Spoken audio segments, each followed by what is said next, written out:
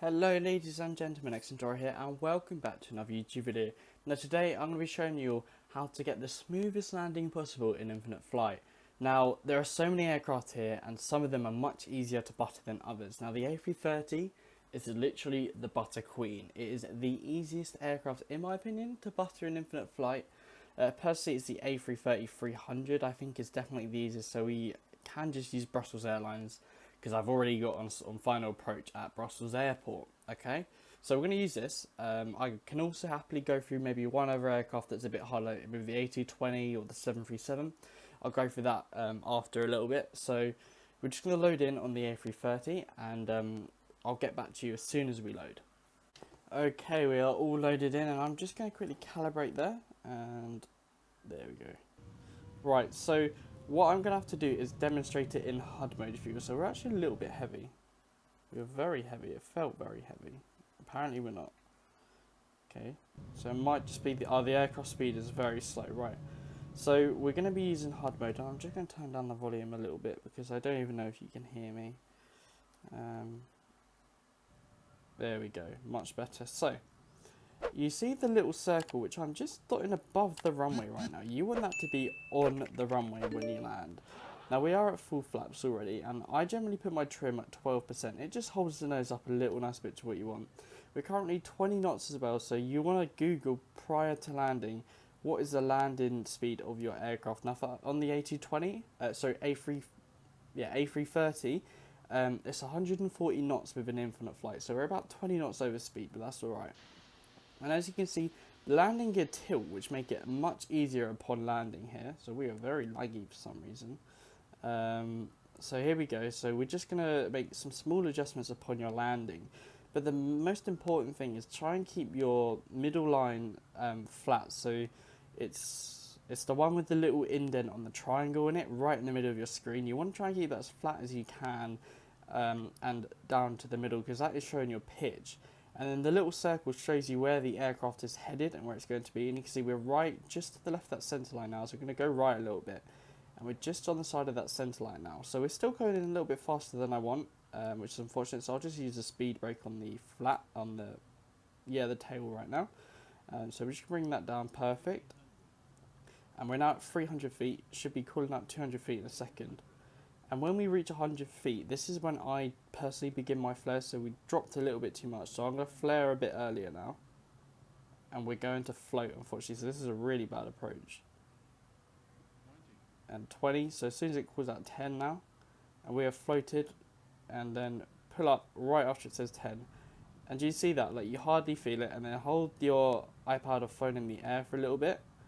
And it will slowly drop to the ground for you without you having to do any work. And we're still on that centre line, as you can tell, coming to the end of the runway very quickly actually, which is quite unfortunate. Let's have a quick look outside and hope it isn't too bad.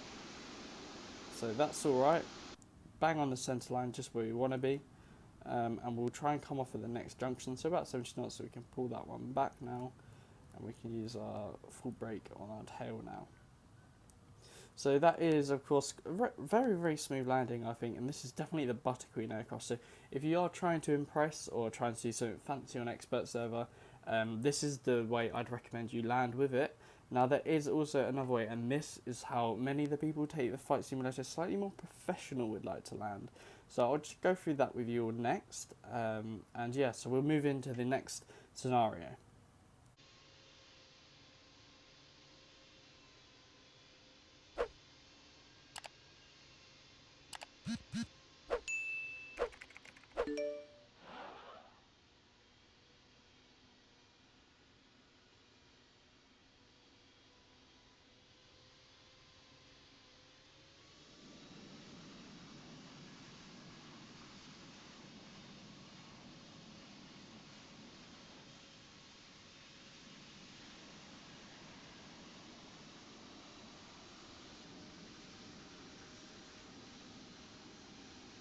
Okay, so we're all now loaded in, and this time we're not going to use the HUD. Now the HUD is the weird green thing you saw in the video that I have just played you all in that little section, but this time we're going to try and do it properly.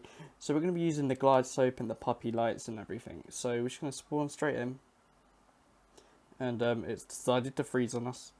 which isn't very nice. Oh, here we go. Right, we're now running. I'm going to have to recalibrate that because I had a really bad calibration for some reason.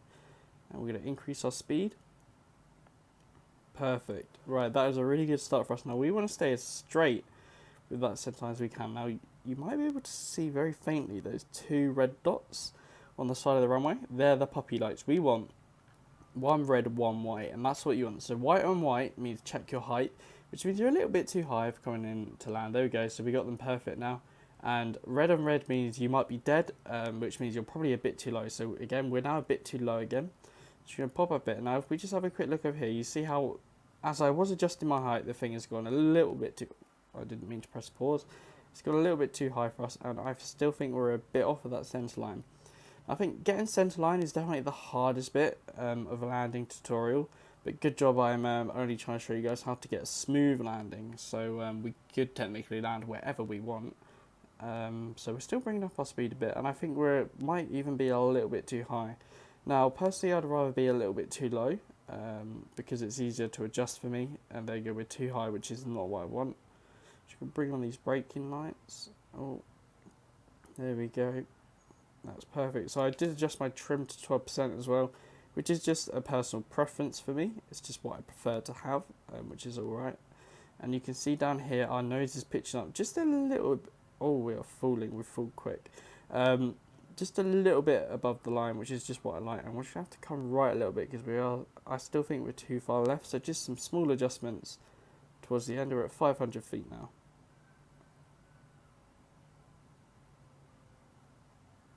Okay, here we go. 300 feet. 200. Oh no. Don't stall. 20 feet. Just a bit of a float there. And we landed. So that was okay. We definitely came in a lot slower than I wanted there. That was actually, oh, that is very loud. That was actually, we came in a lot slower than you'd want.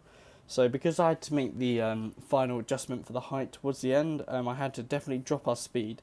Probably would have been smart to have done a go around, but I knew from personal experience within the flight simulator I would have been fine. That's just due to lots of practice like this, so I knew I'd be alright.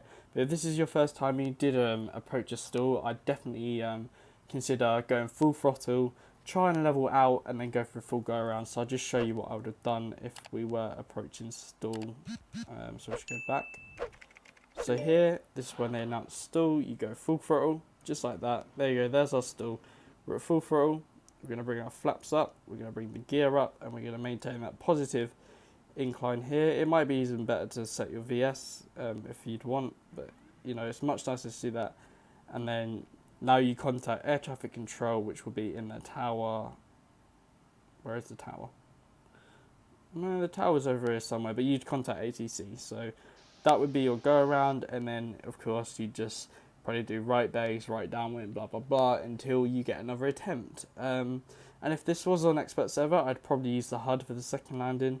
Or even is there automatic approach? Yeah, APPR, which you could have used as well. So that is how you would have done your go around. Anyways, so we can just level out the plane so I can do my goodbyes to you all. And that should be okay. So thank you again for watching this YouTube video. I hope it was helpful. I'll get you a replay of that landing as well right now.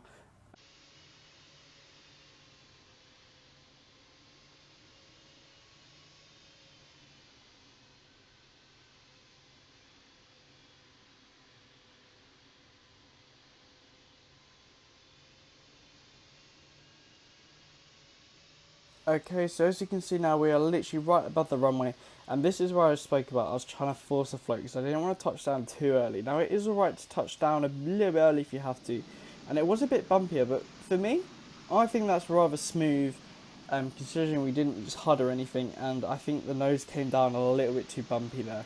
But other than that, I think it was quite good. And thank you again for watching this video, and I'll see you all in my next YouTube video. Good night.